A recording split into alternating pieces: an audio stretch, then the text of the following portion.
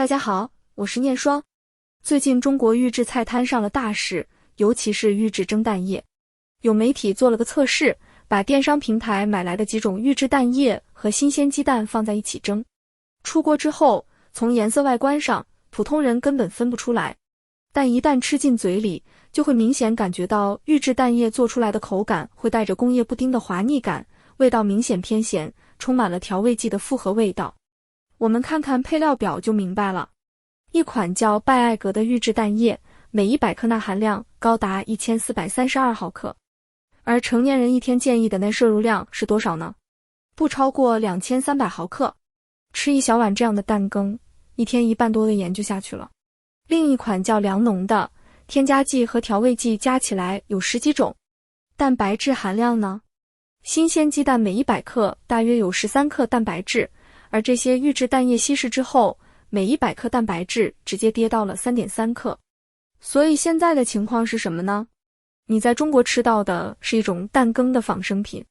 它在外观上模拟了真鸡蛋，但营养价值被大幅稀释，取而代之的是大量的盐和化学添加剂，目的只有一个，用最低的成本创造出最能刺激味蕾，并且能够长期保存的工业产品。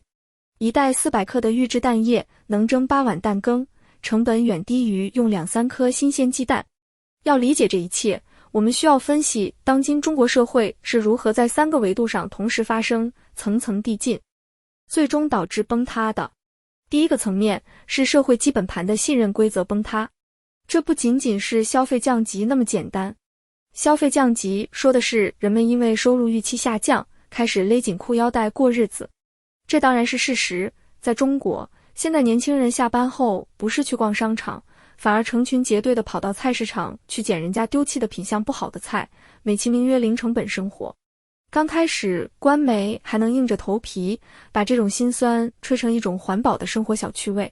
但很快，他们就后知后觉地发现，这种行为本身就说明了整个经济不景气的现实，于是捡菜这个话题就从热搜变成了敏感词。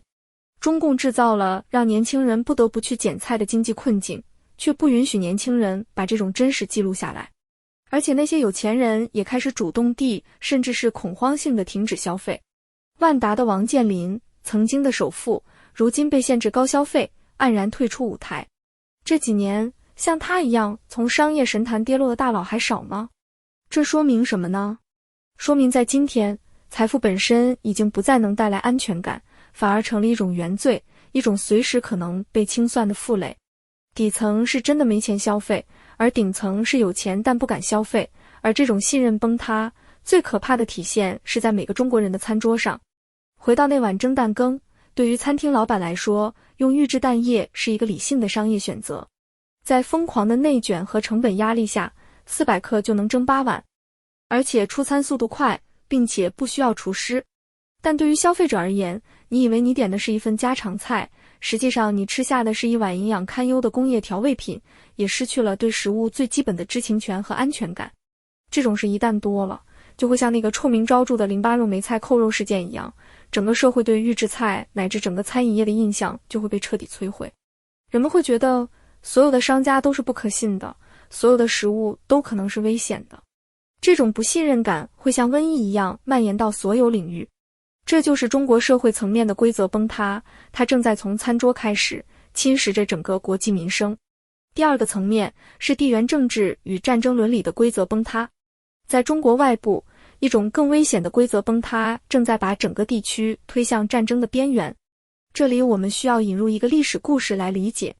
三国时期，东吴大将吕蒙干了一件名垂青史也遗臭万年的事，他把精锐士兵扮成商船上的普通船夫，骗开关隘，奇袭荆州。这件事在军事上堪称经典，但在伦理上，他却打开了一个潘多拉魔盒。为什么呢？因为他打破了一条维系战争与和平、军队与平民之间最脆弱的底线。在那个时代，即使是敌对的三方，商贸往来通常是不受影响的。所谓两国相争，不斩来使，商船更是默认的和平通行工具。这不仅是人道主义的考量，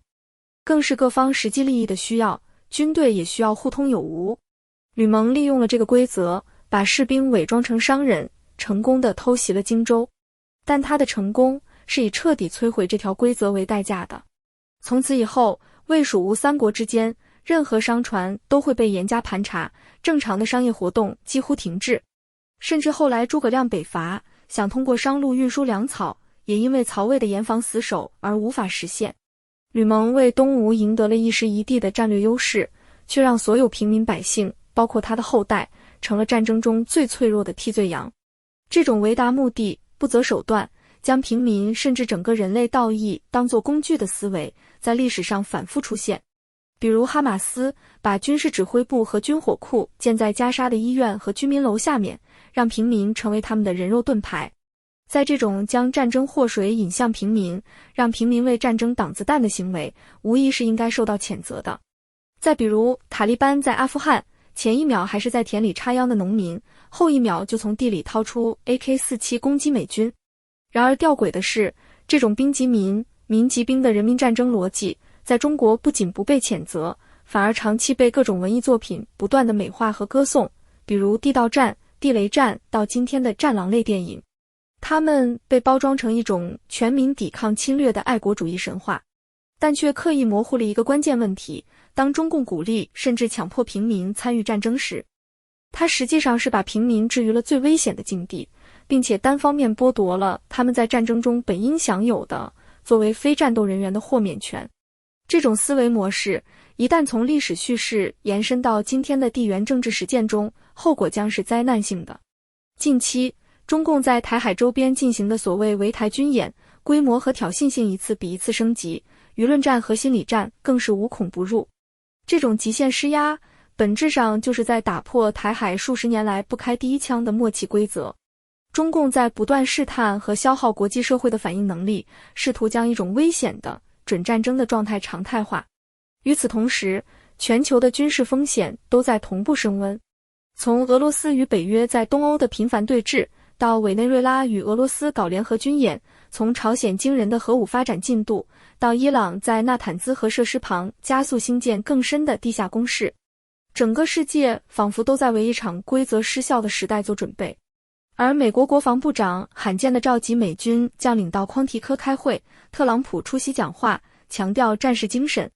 在这个过程中，不遵守规则的一方，看似能像吕蒙一样通过出奇制胜占得先机，但长远来看，中共失去的是整个世界的信任，是将自己置于所有人的对立面。而且中共实际上是在告诉全世界，我是一个不可预测、不值得信任的危险角色。但是最终他会发现自己陷入了真正的人民战争的汪洋大海。只不过这一次海洋在外面，而他自己是那座孤岛。第三个，也是最核心的层面，中共权力顶层的博弈规则崩塌。这个崩塌的标志性事件，就是清华大学法学教授许章润在2018年那篇文章中所警告的修改宪法、废除国家主席的任期制。许章润先生也因此付出了沉重的代价，被停职、开除，甚至背上嫖娼的罪名软禁在家。但他当年的预言，如今字字应验。他指出，废除任期制等于彻底摧毁了邓小平时代之后，中共内部为了避免毛时代个人独裁悲剧重演而建立的最重要的一条政治规则。这条规则是高层权力和平交接的最后一道安全阀，也是整个官僚体系和社会对体制最后一点信任的来源。当这个安全阀被拆除后，整个权力结构就从一个虽然不透明，但上有一定可预测性的体系，退化到了一个一人政治的黑箱之中。过去中共高层斗争再激烈，也有一条不成文的规矩，就是刑不上常委，以及不搞人身消灭。但现在情况变了。就在9月23日，习近平突然高调现身新疆，参加自治区成立70周年的庆祝活动。官方媒体的镜头里是万人空巷，红旗招展，各族群众载歌载舞，一片歌舞升平的景象。习近平本人也强调，这是他第一次以总书记、国家主席、中央军委主席3重身份率团参加庆典，体现了高度重视和亲切关怀。但就在他到访前夕，乌鲁木齐周边安保急剧升级，武警荷枪实弹，机场周边拉起3道警戒线。海外舆论场甚至流传着令人不寒而栗的刺杀传闻。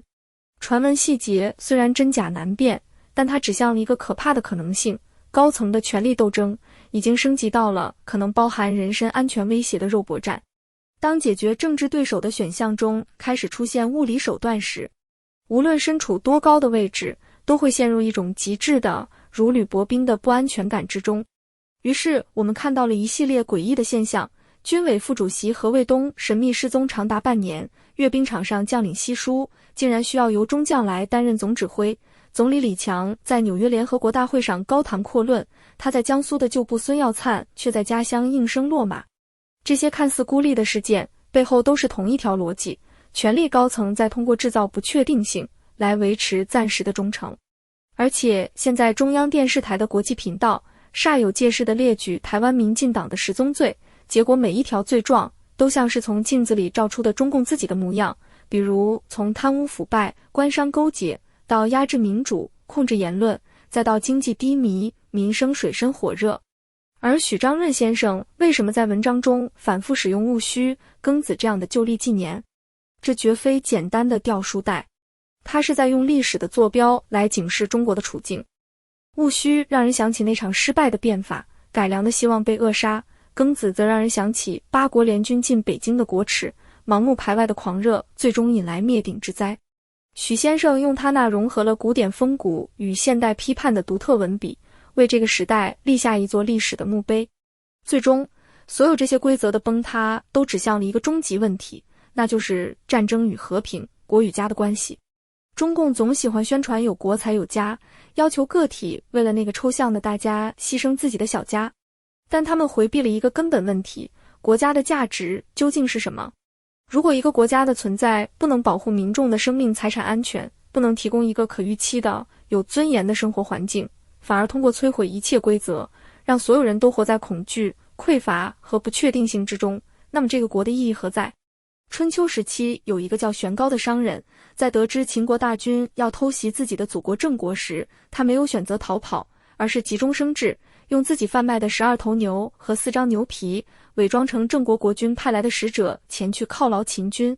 秦军主将一看，以为郑国早有准备，偷袭计划已经暴露，只好放弃进攻，顺手灭了旁边的小国，然后班师回朝。玄高以一己之力，用商业的智慧和个人的财产挽救了整个国家。这个故事告诉我们，真正的爱国不是高喊口号，不是盲目服从，而是用自己的智慧和行动去维护那个让所有家都能安身立命的国。但前提是，这个国的规则是保护平民、尊重商业，并且值得去守护的。然而玄高的个人爱国行为，客观上也破坏了当时各国之间通商的默契和规则。从此以后，秦军再也不会相信任何一个商人了。无论中国在表面上看起来多么强大，它的根基已经腐烂了。正如那首流传千年的曲子《山坡羊》潼关怀古所写，宫阙万间都做了土，兴百姓苦，亡百姓苦。当规则崩塌时，无论谁在权力的游戏中获胜，最终的代价都将由这片土地上的每一个人来承担。枪声一旦响起，便再也没有赢家。